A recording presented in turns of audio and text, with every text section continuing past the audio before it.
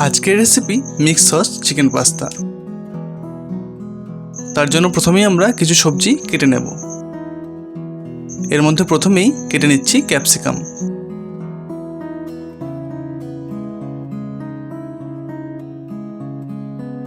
ক্যাপসিকামগুলোকে ছোট টুকরো করে কেটে নেব, মোটামুটি কিউব শেপে।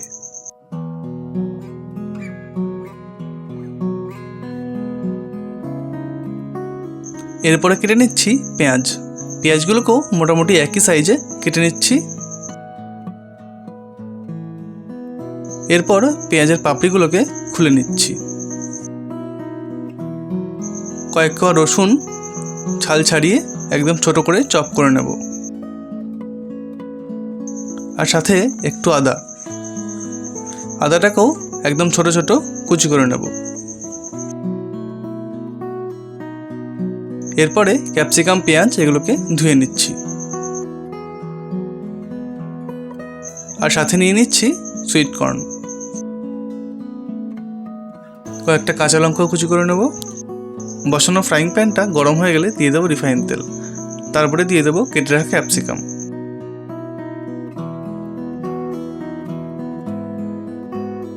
ক্যাপসিকামটা একটু ভাজা হয়ে আসলে দিয়ে দেবো কেটে রাখা পেঁয়াজগুলো। এবার দুটোকে ভালো করে নেড়ে চেড়ে নেব। এদিকে আমরা নিয়ে নিচ্ছি আগে থেকেই টুকরো করা কিছু চিকেনের পিস।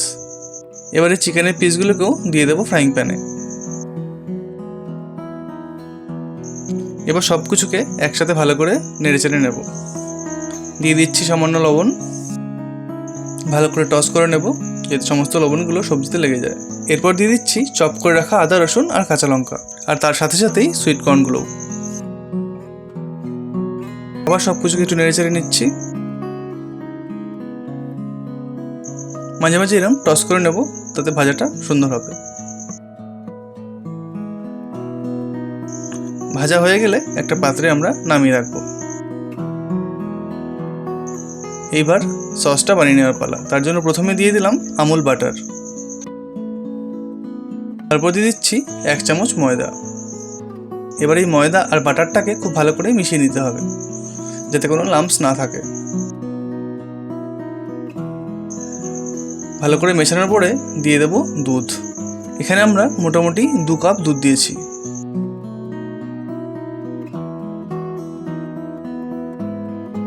ভালো করে নাড়াচাড়া করতে হবে। একটা সময় ঘন হয়ে গেলেই তৈরি হয়ে যাবে হোয়াইট সস। তারপরে আমরা মিশিয়ে দেবো টমেটো কেচাপ। পরিমাণ মতো টমেটো কেচাপ ভালো করে মিশিয়ে দেবো, তাহলেই আমাদের মিক্স সসও কিন্তু রেডি।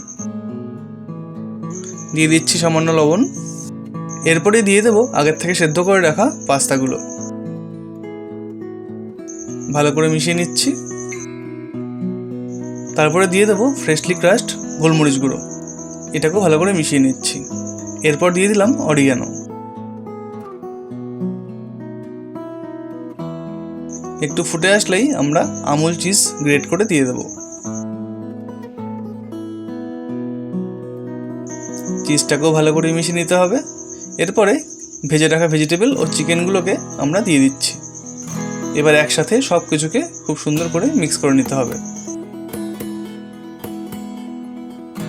শেষে একটুখানি ধনেপাতা ছিটিয়ে ফ্লেভারটাকে আরও বাড়িয়ে নেব। ঘরোয়া পদ্ধতিতে এই মিক্স সস পাস্তা কিন্তু খেতে দারুণ লাগে। ব্যাস রেডি আমাদের মিক্স সস চিকেন পাস্তা। এবার একটা পাত্রে আমরা সার্ভ করে নিচ্ছি। দেখতে দারুণ হয়েছে। তো কেমন লাগলো তোমাদের আজকে এই রেসিপি? এরপর উপর দিয়ে ছিটিয়ে দিচ্ছি সামান্য অরিগানো আর চিলি ফ্লেক্স।